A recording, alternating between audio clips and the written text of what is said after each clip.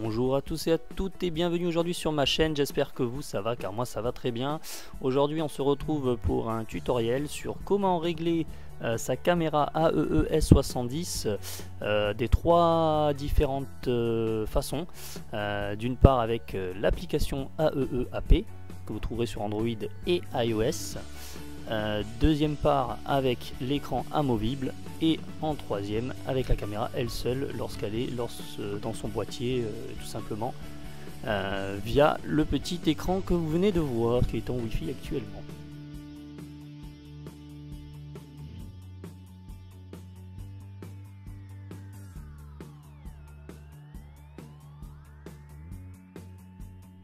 Et donc on se retrouve tout de suite sur l'application AEE que l'on retrouve sur iOS et Android qui permet de prévisualiser évidemment. Donc ici on retrouve l'intégralité des informations. Nous avons accès au mode vidéo, au mode photo et au mode rafale, ce qui permet évidemment de changer de mode. Ici vous avez le bouton option pour permettre de régler la caméra étant donné que c'est le but. Donc on règle la taille, on peut régler l'angle de vue. Vous voyez, on retrouve les 4 angles de vue classiques. Ensuite, on va pouvoir régler aussi le bitrate juste ici, normal ou fine. Ensuite, vous avez tout ce qui est réglage photo, donc 16 millions de pixels, tout ça. Et ensuite, vous avez les paramètres avec enregistrement constant, mode palsécam, etc., etc. Donc, vous allez pouvoir constater aussi que l'on retrouve évidemment le témoin de Wi-Fi. Évidemment aussi le témoin de batterie qui sont juste là en fait en haut à gauche, hein, donc ça permet de voir son niveau et si on est bien connecté. On va retrouver alors ici, donc on va passer en mode photo pour que je vous montre quand même. Vous voyez là on est bien passé en mode photo, il y a le petit icône vert qui se présente juste en bas, on a juste à cliquer dessus et ça prendra une photo, et juste à côté on a cette icône qui permet de télécharger et de regarder ses vidéos directement via son smartphone ou sa tablette.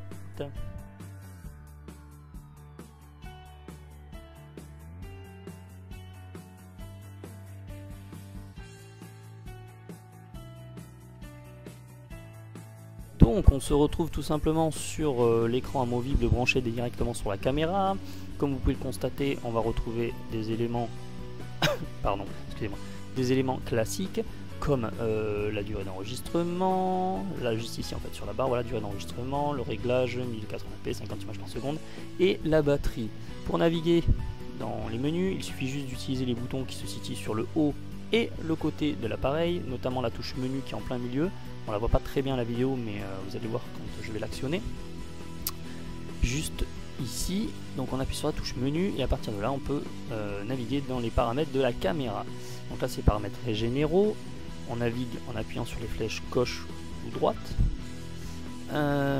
Pour naviguer sur les onglets qui sont sur le côté, rien de plus simple, il suffit d'appuyer sur les touches plus et moins. Donc vous voyez là je suis en photo et là je suis en vidéo.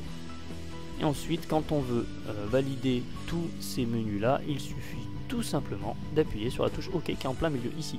Voilà. Donc là, on va pouvoir choisir son mode de capture en naviguant avec les flèches gauche et droite. Voilà. On peut régler aussi évidemment ces millions de pixels, donc là 16 millions. Là, on va changer d'onglet, on va passer donc sur le mode vidéo, même truc. Donc là, on est en mode vidéo, on retrouve le time-lapse, retardateur. Ici, on va retrouver le format, les images par seconde. Vous voyez, il y a un large choix. Attends, je vais revenir. Vous voyez, le large choix, 900p. Là, ici, on peut naviguer de 24 à 50 images par seconde. Et ensuite, à chaque fois, pour revenir en arrière, en fait, il faut appuyer sur la touche menu. Donc, on fait retour avec la touche menu et on valide avec OK. Donc, on va continuer à naviguer. Ici, vous avez l'angle de vue. Ici, vous avez réglage fine ou normal. Moi, je laisse en fine généralement. Parce que normal je trouve que ça rend un petit peu moins bien, bon, c'est pas très visible mais bon bref. Donc vous retrouvez en réalité tout un panel de réglages bien pratique. Voilà. Donc ensuite vous avez une touche là juste en bas sur laquelle j'appuie, juste ici. En fait c'est la touche pour pouvoir visualiser vos vidéos. Donc en fait il faut revenir sur l'écran, vous appuyez sur cette touche là. Bon là il n'y a pas de fichier, mais à partir de là vous pourrez visualiser toutes vos vidéos. Et évidemment naviguer de la même manière en appuyant sur les touches plus, moins pour changer d'onglet, pour voir les photos que vous avez prises, vos vidéos ou autres. Alors à savoir que l'écran peut très bien s'éteindre lorsqu'on reste appuyé sur la touche photo de la caméra, ce qui permet d'économiser de la batterie.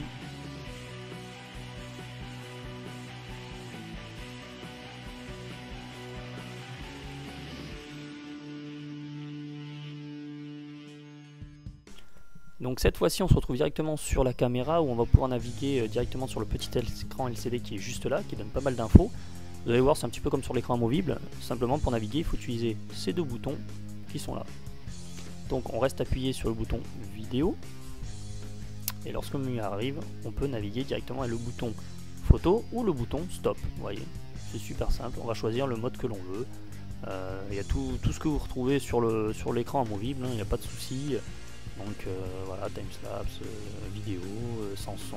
Tiens d'ailleurs on va mettre le timelapse, regardez, vous avez juste à relâcher, et hop, on est passé en timelapse. Même manière pour changer de mode, on rappuie dessus. Voilà, lorsque l'icône apparaît, ben, on navigue, et là on va mettre par exemple tiens, le mode rafale. Et on touche plus rien, on attend un petit moment et hop, il passe automatiquement en mode rafale. On veut basculer en mode vidéo, on va faire la même chose, on reste appuyé. On renavigue, on cherche le mode vidéo et hop, on relâche et là on est en mode vidéo. Vous voyez, rien de plus simple, la navigation est super simple, aucun problème. Et là, à partir de là, on peut arriver au menu généraux, voilà, sur le gros M de la caméra, où on va retrouver les réglages classiques, photos et vidéo. Vous voyez, ils sont tous là. Comme si on était sur l'écran amovible, il n'y a rien de, c'est les mêmes onglets. Donc là, on rentre dans le menu vidéo, on peut évidemment modifier la taille, l'angle, la qualité, le timelapse, enfin la durée de timelapse.